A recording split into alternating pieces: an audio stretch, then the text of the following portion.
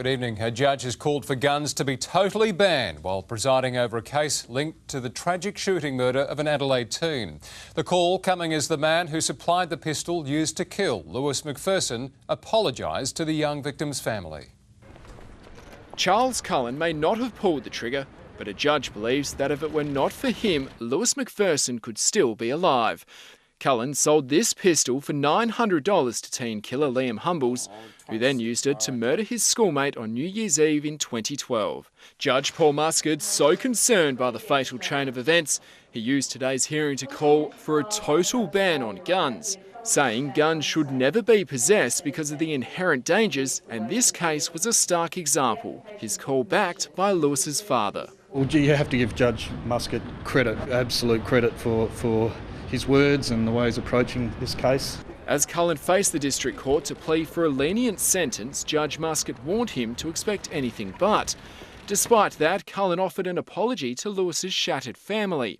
Although I did not pull the trigger that night, I still feel incredibly guilt-ridden. I ask you to remember that I was not the man that took your son's life.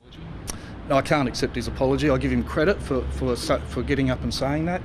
And, I think he means it. It's more than what Liam Humbles was able to do. Cullen's mother was also in court to hear her son's apology. I really feel for Lewis's family. Nobody's a winner in any of this. Charles Cullen will be sentenced next week. While the judge noted the seriousness of his crime, he also conceded he would receive significant reduction off his jail time because of his remorse and contrition. Jack Picketta, 9 News. Judge Muscat's call for a firearms ban has sparked renewed debate about gun control. Political reporter Tom Richardson joins us now. And Tom, even the Attorney-General says he agrees with the judge's comments. Well, Kate, he does in principle. John Rao says he personally abhors firearms, but says the practical obstacles and the sheer number of individuals potentially affected would make banning them outright extremely difficult in practice. He does, though, want to explore further controls, particularly on the safe storage of firearms, and the opposition agrees. Well, we believe that a large number of law-abiding citizens need to have guns legitimately.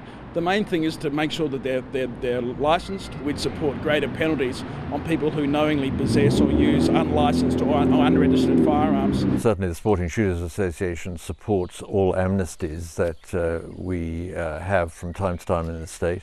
And in fact, I'm working with SAPOL at the moment on the concept of expanding the amnesty opportunity. The Sporting Shooters Association says it condones all efforts to take illegal guns out of the wrong hands, but insists legally held firearms, such as those used in sport or on farms, are absolutely justifiable. So, guys, clearly a robust debate ahead. Thank you very much, Tom.